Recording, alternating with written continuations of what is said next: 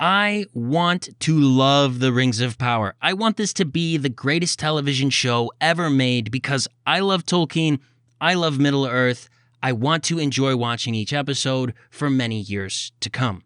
So when I booted up my television to watch the first episode, I was legitimately excited and looking forward to what I was going to watch.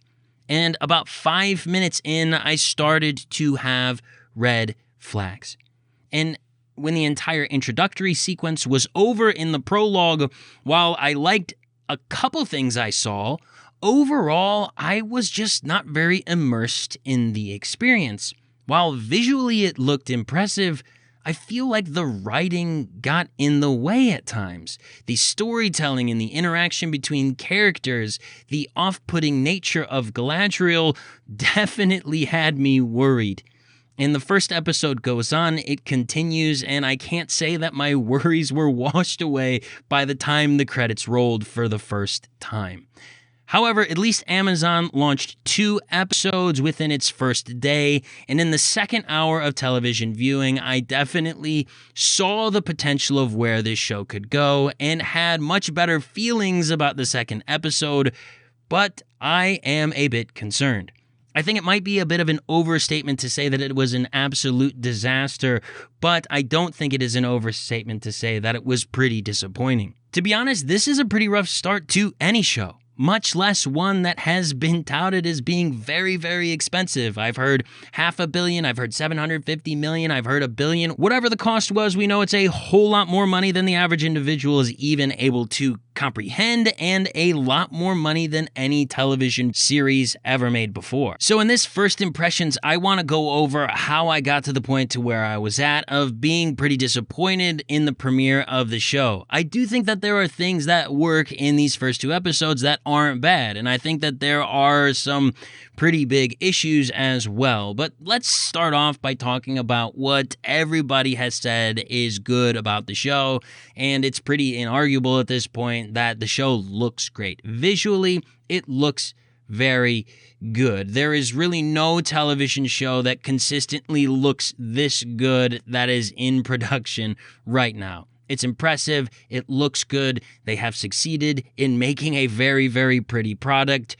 Good job to the VFX team, the visual team, the cinematographers, everybody involved in that aspect of it. You did it. It's a very good looking show. But one of the things that I give a little bit of pushback on is that people say it feels like a blockbuster cinematic experience, and I push back on that a little bit because one of the things about feeling like a blockbuster is blockbusters, especially if we're going to compare it to the Lord of the Rings trilogy films.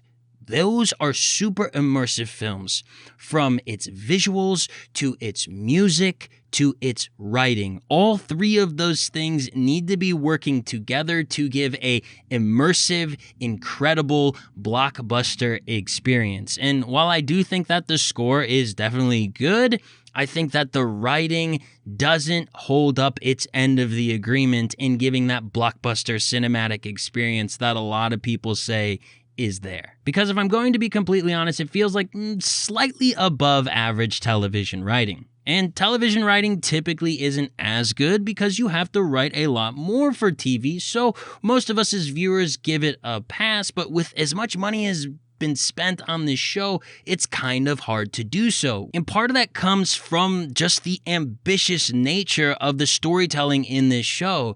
This show, in its second episode, is telling stories from 4 different perspectives, and that's quite a challenge. That means each perspective, if all screen time is going to be equal, is going to be about 15 minutes per plot point per episode. And I have to be honest, that is a tough thing to pull off while trying to build a world, introduce people to lore, as well as having multiple perspectives all from jump.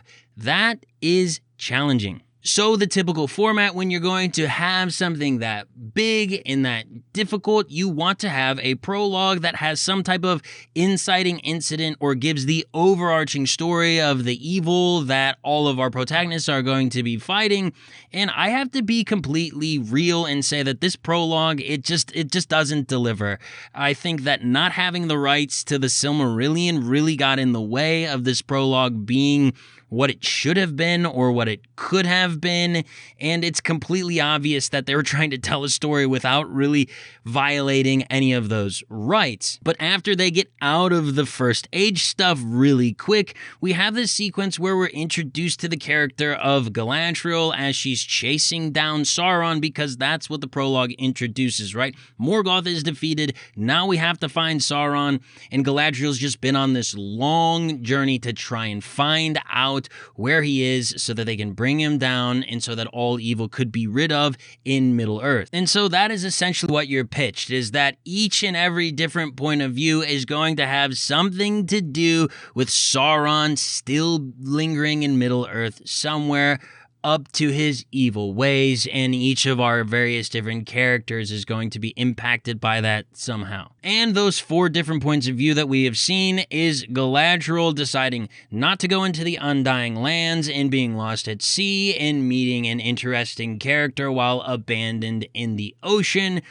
Elrond going with Celebrimbor to make phenomenal artifacts, and also recruiting the help of the dwarves. The Harfoots are dealing with a man who crashed in their territory in the form of a meteor and have to figure out what is the deal with this guy. And lastly, the point of view of Arondir and Bronwyn, who are in the Southlands, who are seeing an evil rising in those Southlands, and what in the world is going on there. Oh yes, they also have a forbidden romance. And of those 4 points of views, the ones that I think worked within the first 2 episodes, I actually thought Arondir and Bronwyn's story is working up to this point. The setting is working. The forbidden romance, I could take or leave. I just don't find that interesting. But I do think it's fascinating seeing how there is some type of dark magic affecting this land and there are evil creatures about, and I won't reveal here because it's a spoiler what's going on there, but it is fascinating to see unfold. Another plot point that I think kind of works is Elrond going to meet with the dwarves. I thought that story-wise it kind of works. It's building towards something that could be fascinating, although some of the execution and dialogue that goes on between Elrond and the dwarves is a bit rough. And then the story with the Harfoots meeting the Meteor Man, I wasn't really into that. I didn't think it was nearly as interesting as the other 2. And then Galadriel's story, her point of view is pretty boring to this point, if I'm going to be completely honest, because she's lost at sea. Yes, there is a sea monster, but when you're stuck in the ocean, there's only so many ways you can make that interesting. However, it teases that it's definitely going places and could be more interesting in the weeks to come. So while speaking of Galadriel, let's talk about the characters. Characters are the most important thing in television after all, because those are the people who we show up to watch on screen every week and we want to like them.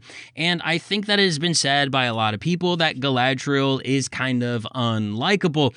And I would agree with that. I think that she's kind of tough to like. They're obviously setting up a character arc where she is going to go through a change of heart and a change of way in which she goes about her life, but it feels really tacky. It doesn't feel like they're doing anything novel with this type of undermined individual growing up and maturing plot point that so many characters have gone through.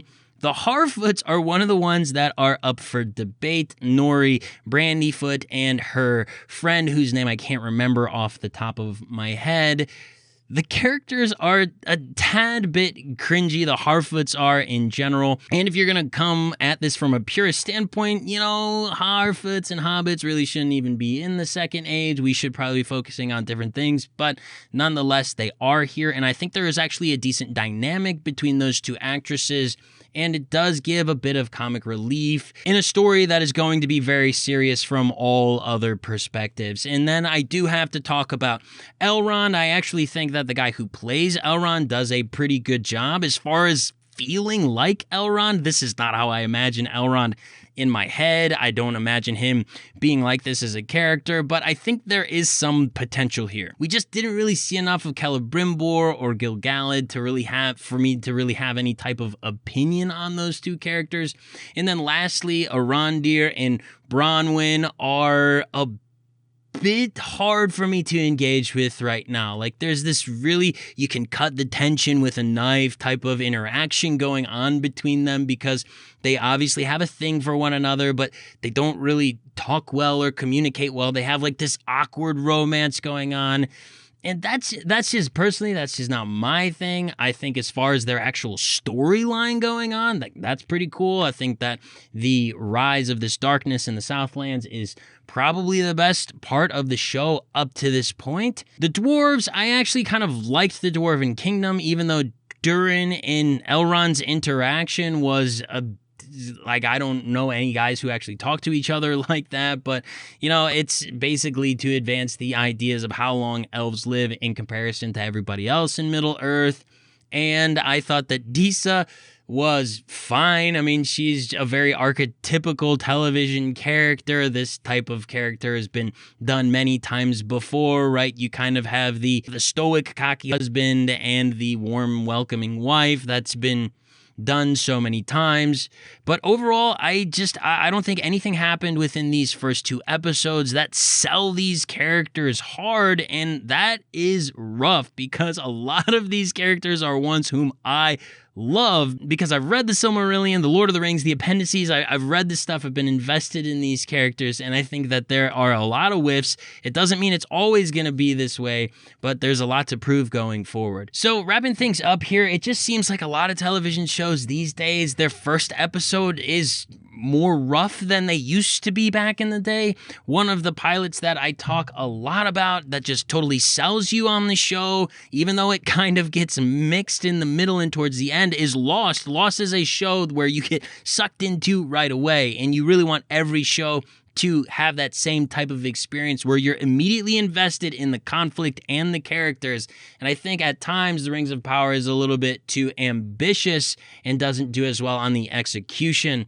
It definitely needs to improve going forward. I thought the premiere was a bit disappointing in these first two episodes. I think it can get better, but has a ton to prove. Thank you guys for watching this video. Please like it if you enjoyed it. If you want more Rings of Power stuff, subscribe to the channel, and I'll be talking to you next time on Parallel Quest. Have a fantastic day. Bye-bye.